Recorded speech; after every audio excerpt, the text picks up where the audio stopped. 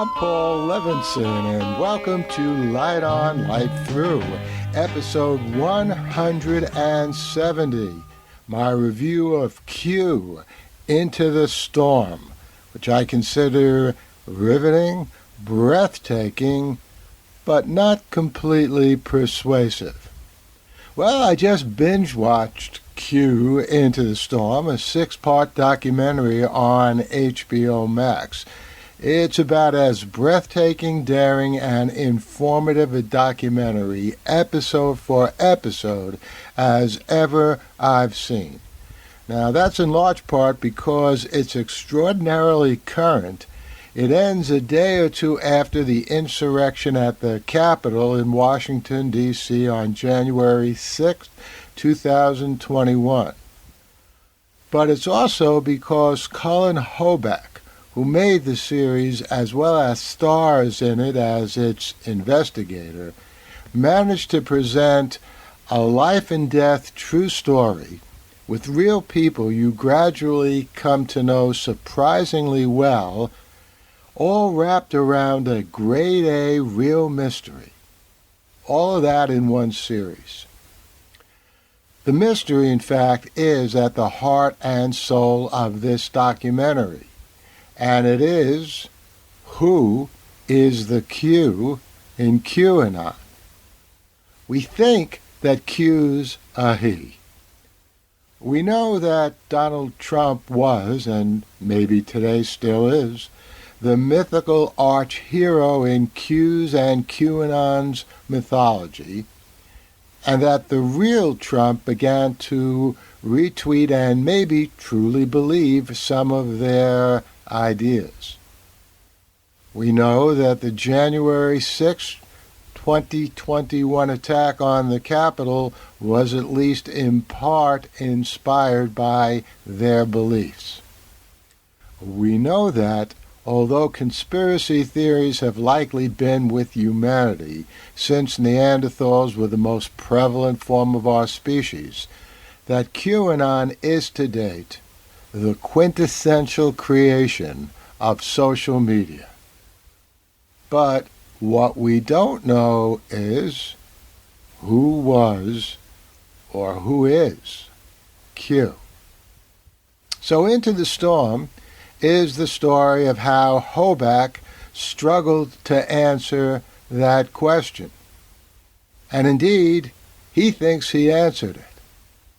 Now, the reason why I'm putting the resolution of this documentary in those terms, he thinks he answered it, is I'm not completely convinced about Hoback's answer.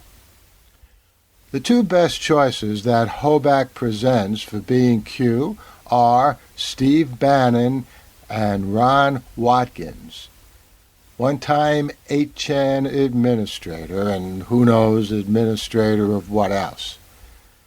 I assume you know who Steve Bannon is.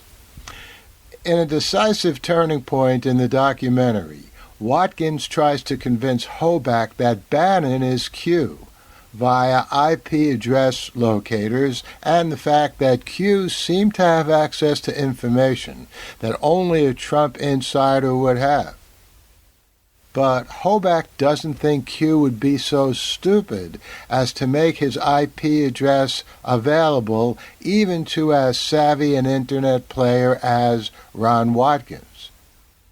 And Hoback finds that Bannon said Michael Flynn, you may find his name familiar, another QAnon hero and supporter of Trump and member of the Trump administration for a brief time, who was charged and brought to trial and found guilty, and then Trump pardoned him, all of that.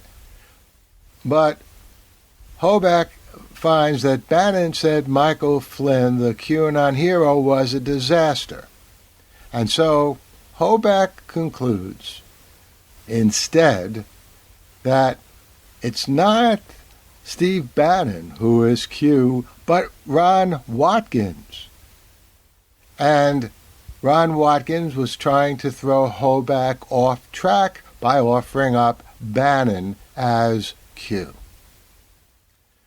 Well, I'm willing to say on the basis of the documentary that I think Ron Watkins is likely Q, but as I've said before, I'm not totally convinced.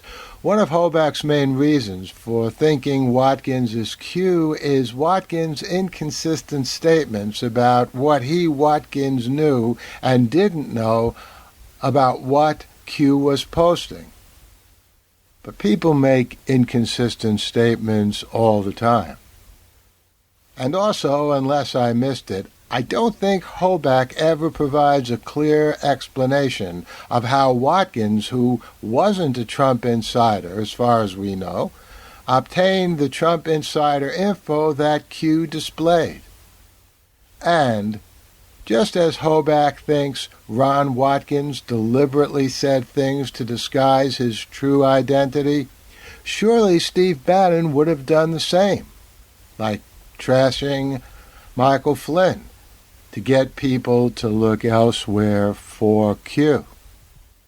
So I think Bannon is still in the running as Q, as at least an outside shot. Or Q could be someone else entirely, neither Bannon nor Ron Watkins, or maybe a team of people, another hypothesis considered and then discarded in this thrilling documentary. It is thrilling. And the ambiguity of Q and the fact that I don't think the documentary completely resolved that bizarre, cloudy situation, that does not make Q Into the Storm one bit less worthy of viewing. It's an all too frightening, all too human, astute description of what happened and what almost happened in America, and therefore the world. The Light on Light Through podcast. Well, I hope you enjoyed that brief review of Q Into the Storm. I'll be back here soon with another review, another episode of Light on Light Through. Hey, maybe it won't be a review. Maybe it'll just be some political commentary. Who knows? In the meantime, stay safe, stay well, and enjoy.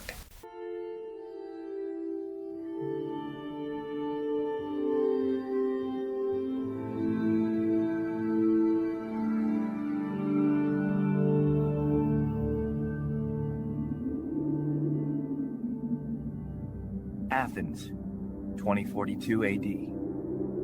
She ripped the paper in half, then ripped the halves, then ripped what was left again into bits and pieces of history that could have been. Sierra Waters had read once that, years ago, it was thought that men made love for the thrill, while women made love for the sense of connection it gave them. Curled Up with a Good Book says, Sierra Waters is sexy as hell. You can find out more about The Plot to Save Socrates by Paul Levinson at theplottosavesocrates.com.